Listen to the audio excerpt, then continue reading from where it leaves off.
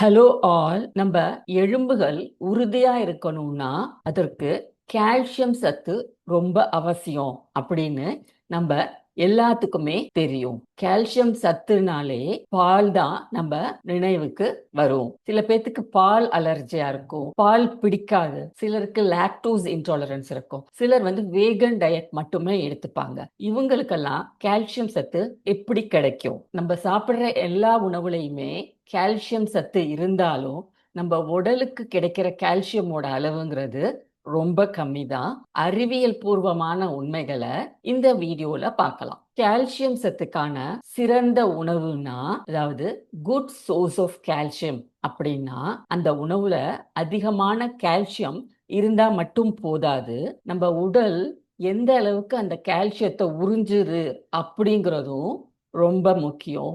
இததான் bio availability, உறிஞ்சும் திறன் அப்படின்னு சொல்றோம். அது மட்டும் இல்ல, அந்த உணவை நம்ம போதுமான அளவுல எடுத்துக்கணும். அதாவது அந்த உணவை நம்ம எந்த அளவுல சாப்பிடுறோம், சர்விங் சைஸ், அதையும் நம்ம பார்க்கணும். ஒரு உதாரணத்துக்கு சொல்லணும்னா, பால், எள்ளு இதெல்லாமே கால்சியம் சத்து ரொம்ப அதிகமா இருக்குன்னு சொல்றோம். ஒரு வேளைக்கு நம்ம பால் குடிக்கும்போது 200 ml எடுத்துக்கிறோம். நம்ம வீட்ல இருக்கிற கிளாஸ், கப், டம்ளர் இதெல்லாம் 200 ml கொள்ளளவு கொண்டது. அதுவே நீங்க 100 கிராம் எள்ளு சாப்பிட முடியுமா? இல்ல சாப்பிட்டாதான் நமக்கு ஒத்துக்குமா? நம்ம எள்ள சாப்பிடணும்னா அத சட்னியில கொஞ்சமா கலந்து சாப்பிடுவோம், இல்ல உருண்டையா சாப்பிடுவோம், இல்ல பொடி பண்ணி சாப்பாட்டுலயோ இல்ல இட்லி தோசையோ மிக்ஸ் பண்ணி சாப்பிடுவோம். அந்த மாதிரி எள்ள சாப்பிடும்போது அது சாப்பிடுற அளவு ஒரு நாளைக்கு 25ல இருந்து 30 கிராம் தான். நம்ம டெய்லி சாப்பிடுற உணவுகள்ல எவ்வளோ கால்சியம் இருக்கு, உடம்பு அதை எந்த அளவுக்கு எடுத்துக்கும், அந்த உணவுகளை நம்ம எந்த அளவு சாப்பிடுறோம் பார்க்கலாம். பால்ல இயற்கையாவே கால்சியம் சத்து அதிகமா இருக்கு. அது மட்டும் இல்ல, அதுல இருக்கிற விட்டமின் டி, லாக்டோஸ்ங்கிற சுகர் பால் உடம்புல ஈஸியா அப்சார்வ் ஆகுறதுக்கு உதவுது. பால்ல இருக்கிற கால்சியத்துல சுமார் 32% உடலால உறிஞ்சப்படுது. இது ரொம்ப அதிகமான அளவு. பிளான்ட் ஃபுட்ஸ்னு நம்ம பார்க்கும்போது இந்த ஃபுட்ஸ்ல இருக்கிற ஃபைட்டேட்ஸ், ஆக்சலேட்ஸ் இதெல்லாம் நம்ம உணவுல இருக்கிற கால்சியம் நம்ம உடம்புல அப்சார்வ் ஆகிறத தடுக்குது. தானியங்கள்லயே கேழ்வரகு ஒரு சூப்பர் ஃபுட். இதுல அதிக கால்சியம் இருக்கு.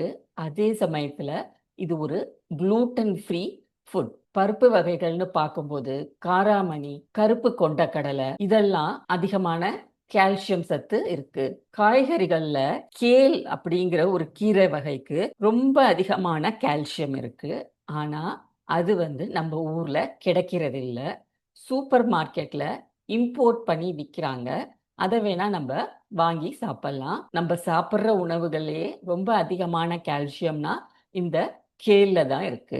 முட்டைக்கோஸ், புரோக்கோலி, ஸ்பினச் கீரை அதிகமா கால்சியம் இருந்தாலும் நம்மளோட உடல் உறிஞ்சும் திறன் கம்மி தான். அது மட்டும் இல்ல, நம்ம ஒரு வேளை எடுத்துக்கிற உணவுல இருக்கிற கால்சியமும் ரொம்ப மிதமான அளவு தான். இப்போ ஒரு டேபிள் பார்க்கலாம். அந்த டேபிள்ல சில உணவுகள்ல எவ்வளவு கால்சியம் இருக்கு, நம்ம உடல் எந்த அளவுக்கு கால்சியமா உறிஞ்சுது, அது நம்ம எந்த அளவு சாப்பிட முடியும் அப்படிங்கிறத பார்க்கலாம். முதல்ல பால்னு எடுத்துக்கிட்டா 100 கிராம் பால்ல 121 மில்லிகிராம் கால்சியம் இருக்கு. நம்மளோட உடல் அதுல உறிஞ்சுறது என்னவோ 30% தான். கேழ்வரகு இதுல 161 மில்லிகிராம் கால்சியம் இருக்கு. இருந்தாலும் நம்ம உடல் உறிஞ்சுறது 21.8% தான். 1.3 கப் பாலுக்கு சமம். அதாவது பாலை விட கேழ்வரகுல கால்சியம் அதிகமா இருக்கு. அடுத்தது கேழ்கீரை. இதுல 959 மில்லிகிராம் கால்சியம் இருக்கு 100 கிராமுக்கு. நம்ம உடல் உறிஞ்சும் திறன்னு பார்த்தா 42.7%. நம்ம ஒரு நாளைக்கு ஒரு 1/4 கப் சாப்பிட்டாலே போதும், 1 கப் பாலுக்கு ஈக்குவலான கால்சியமை நம்ம எடுத்துக்கிற மாதிரி. கொண்டக்கடலையில 68 மில்லிகிராம் கால்சியம் இருக்கு.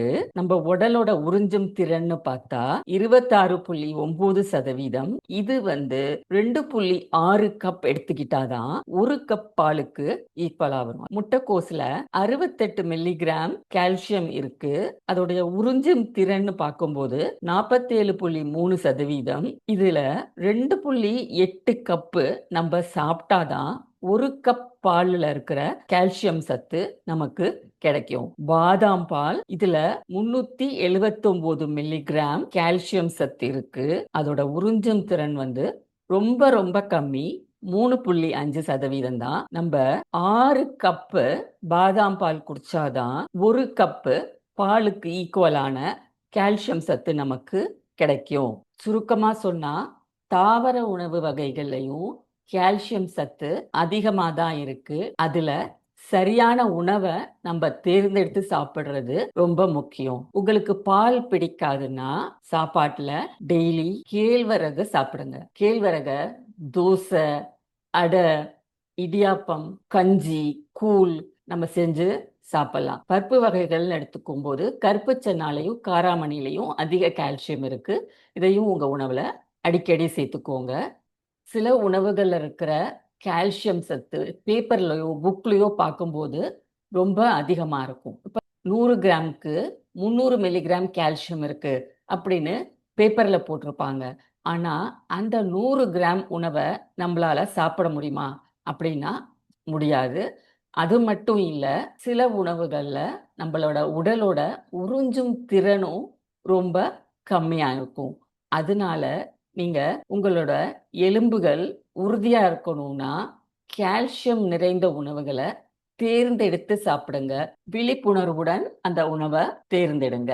உங்க எலும்புகள் உறுதியா இருக்கணும்னா கால்சியம் சத்து ரொம்ப முக்கியம்.